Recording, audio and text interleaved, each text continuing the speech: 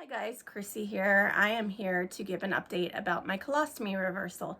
It has been exactly 1 month since surgery, and I think I'm doing pretty well, all things considered, especially compared to last time. When they put in the colostomy, that was very traumatic and that was very difficult. I'll make another video about that at a different time. So the hospital experience, I made a video about that. I actually, recorded myself at different times throughout my stay and pieced it together and put it online.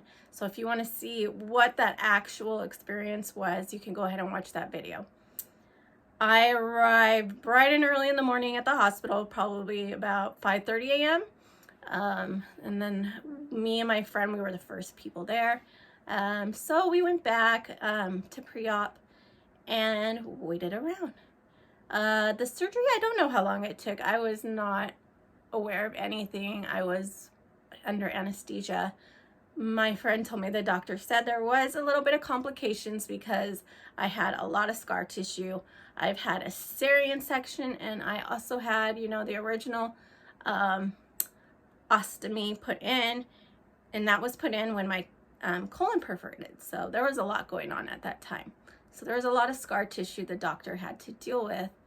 When I woke up from surgery, I was in a lot of pain, and it took quite a long time for them to give me any medication. At first, they were telling me they were only going to give me Tylenol and Norco 5 milligrams, and I was like, no way, no way. But they made a mistake, and then they had higher medication to give me. Anyways, in the hospital, I wanted to get up and walk as quickly as possible. I wanted to get my system moving. I knew it was very important to do that in order to be able to have my bowels getting back to normal. So I was very anxious to do that and very happy once I could.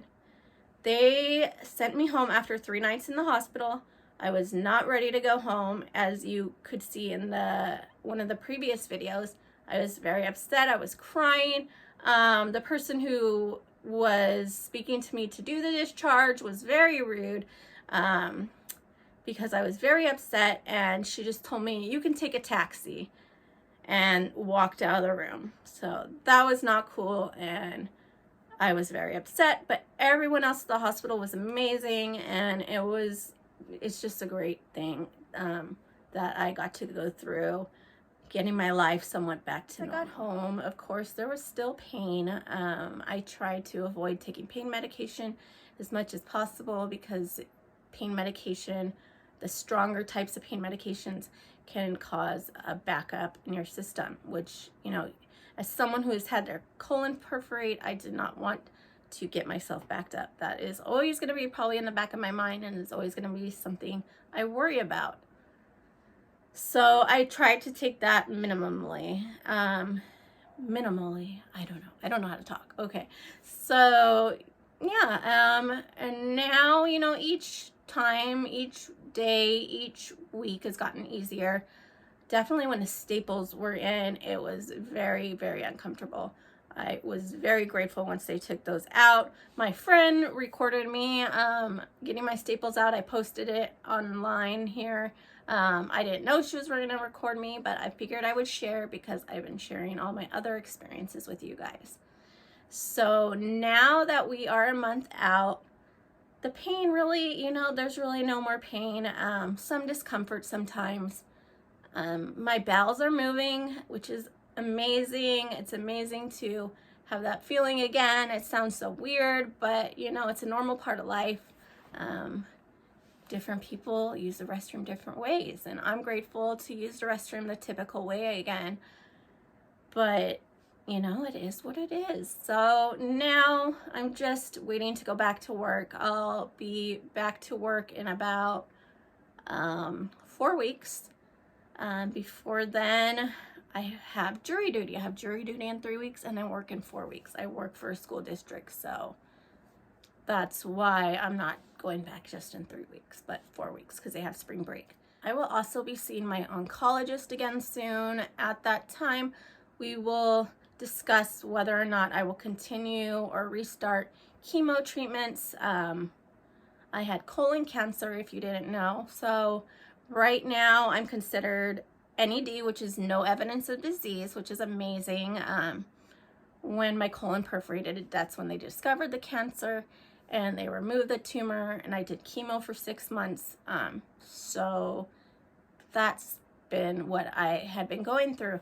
And the oncologist, even though, you know, there is no evidence of the cancer anymore, she says, you know, there can be microscopic amounts and they don't want any chance of it coming back. So they may just decide that they want me to continue and do more rounds, and we will find out in about a month, maybe 2, whether we will do that.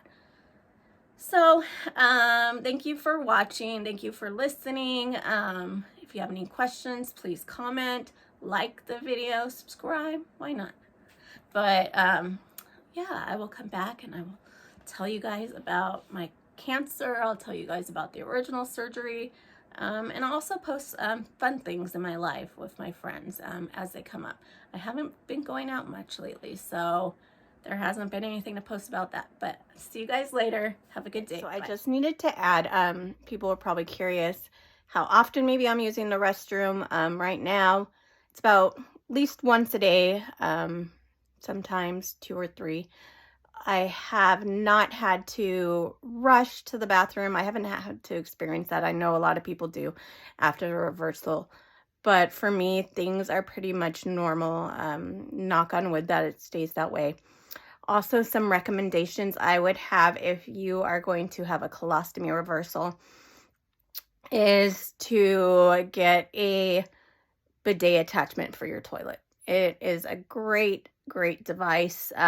Even if you are not having a colostomy reversal, if you just, you know, have always used the restroom the typical way, get one. It, you know, gets you squeaky clean, and it just really is useful. So that is one thing I absolutely recommend.